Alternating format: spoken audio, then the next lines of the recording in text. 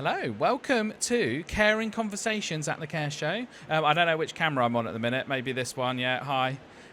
We are at the Care Show in Birmingham, and we have a new feature this year, a new sponsor in Cornerstone exciting. Care Solutions. I know. Very exciting. So, this is Lucy from Cornerstone Care Solutions. So, Yeah. say Hi everyone, nice to meet you. Really excited, looking forward to the show. It's going to be It's gonna be brilliant. great. Yeah, we've got loads of really interesting people to talk about. I've just seen myself on the live stream there, which is very distracting. But off-putting. yeah, that is a bit off-putting. But we'll Have run you got any with food it. around your mouth or anything? No, that you need I to think just- I look all right. No, Yeah. Ben's head's in the shot as well. So we've got an audience today. So we've got space for an audience, and we've got lots of interesting people to talk to today.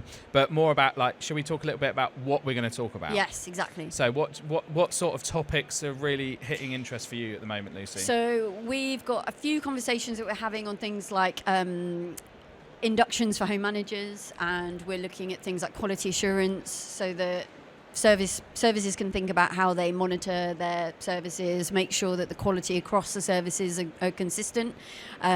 Charlie in particular is really into making sure that we monitor KPIs, look at how something is performing, noticing if something isn't working well, and then moving that and putting something in place to make sure that we catch those things before they get worse. One thing, I was talking to Richard Ayres from Care England actually on how services at the moment, because they're not being inspected for so long, standards are dropping and people are not noticing. So they need to do something about that, whether that's themselves having a checking system or whether that's them using a consultancy like us or somebody else to come in and do some kind of mock checks or reviews just to see where they fit with the standards. Yeah, and I think the customers of care homes now are getting more wise to the fact that if there's a CQC report from 2017, it's probably not really worth the paper it's written on anymore. Completely. So you need other evidence to show not just lenders and other things like that, but to show your customers, right, as part Well, of I'm the glad you marketing. mentioned lenders as well, because that's coming in as a thing that at the moment lenders only really want to lend on good care homes. So if you've got a service Good which as has in been rated good. Rated good Exactly. CQC, yeah. So if you've recently had an inspection and it's dropped, or they are, it's been 5 years since your last inspection, a lender may insist that you've got a separate kind of check system that they can look at that evidences that you are actually maintaining your standards. So, recently we've been contacted by people where their standard has dropped and therefore a deal is about to fall through with a refinance, and they need us to come and help put a system in place to make sure they support that. Perfect. So, yeah. Yeah, so I guess it's a really big sort of growth in that market of people needing more evidence because the CQC isn't able to sort of get around and do those checks properly. Completely. And because they're now picking up with their inspections, they're also now finding that services are worse than they were when they came out. So we're seeing slightly more failing services because CQC have now come out and found issues, and that's a problem where providers have been using CQC as their check system, which is in the past they used to come out maybe yearly, and that was something they could maybe rely on, but obviously we need to move away from relying on CQC giving us our results, and we need to know that we're doing the right thing without them. So we're going to have a few more in-depth conversations over the next couple of days anyway together to talk about this. Do you want to just do a quick overview of Cornerstone, who you are and what you do? Yeah, sure. So Cornerstone Care Solutions, we are a consultancy organisation. We manage all sorts of different things relating to care. So any part of the spectrum that you can think of, we do policies, procedures, mock inspections. We assist with strategy, so we'll look at things like staffing levels, dependency tools, how you're presenting marketing, how you're pitching to the local authority for contracts, and we do everything through to running a care home fully, whether that be for a provider that's left the country and they don't want to run their home and they need us to be the nominated individual and oversee it.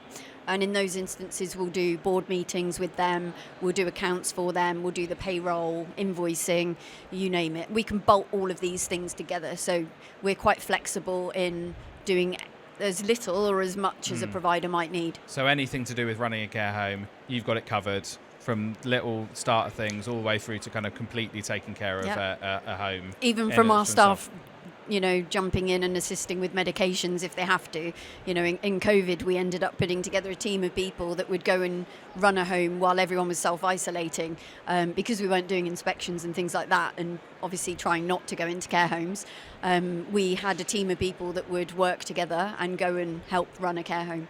So yeah, we're open to kind of turn our hands to anything. I think Charlie ended up helping shower someone recently and stuff. So yeah, it's okay. Well, we'll meet Charlie later really and ask her hands-on. about showering somebody. I'm sure she will love that. I'm going to ask you. So we always end the interviews with a funny question, and I haven't told you. Yeah, I this, know. what I've this been question waiting is. for this, and I'm a bit. So, if you were a biscuit, what type of biscuit would you be?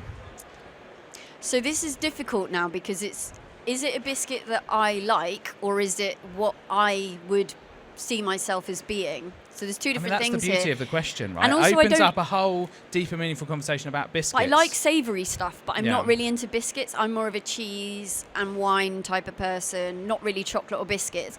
But if I was to choose a biscuit, it would be a jammy Dodger. Okay.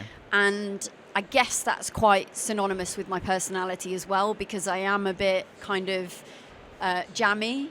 I'm a bit jammy in the middle, and sometimes you get a flavour that you're not expecting when you bite into me, I guess. But yeah, so jammy Dodgers and standard jammy Dodger, like strawberry flavour, or would you go down the path of like these odd new pineapple flavour ones and stuff they have? I'm not sure pineapple works. I think blackberry or something like that would work, but how do you feel about dipping a jammy Dodger in a cup of tea? Well, do you we know got what? a real mixed reaction from the audience on that one. Well, I was born in Yorkshire, and you're supposed to dunk biscuits in tea in Yorkshire. So, I know you can't tell from my accent, but I'm down with that, actually. Yeah. I'm up for putting biscuits in tea. Controversially, I quite like, you get to the end of it and you've dropped some biscuit No, in it. you have I quite no. like that bit. That's poor skills. You really have. Well, no, so sometimes, you've got to know your biscuit. The thing is, if you don't drop some biscuit in, you're not flying close enough to the sun. You're not being risky enough. No, but the thing is, you need to know where the line is. Yeah, I know. You know where the line is, but then you stop before. You stop before, so you don't end up with the drivel at the bottom of the cup. I like it. I like that stuff. You can get a spoon and eat that. Oh, that's sludge. No, because I'm the type of person that will drink the whole cup of tea, and then I will choke. About me, then. I'll choke on the bit at the bottom if there's stuff left in there. Okay, well, so that's the question for the day. Okay, so you're asking everyone that? I'll ask everybody that. Okay, so everyone Even has to promise. Promise that you don't tell all of our guests what that question is, because I want to see this off the hoof. Yeah, you need a genuine reaction. Yeah, exactly. Right? Lovely. Right. Okay. Well, thank you. We've got the first guest. I can't see him yet, but Phil Tattersall, who's going to be our first guest in the studio. So we will be back in a few minutes with Phil. Thanks. Great. Thanks, Lucy. We'll see you in a minute.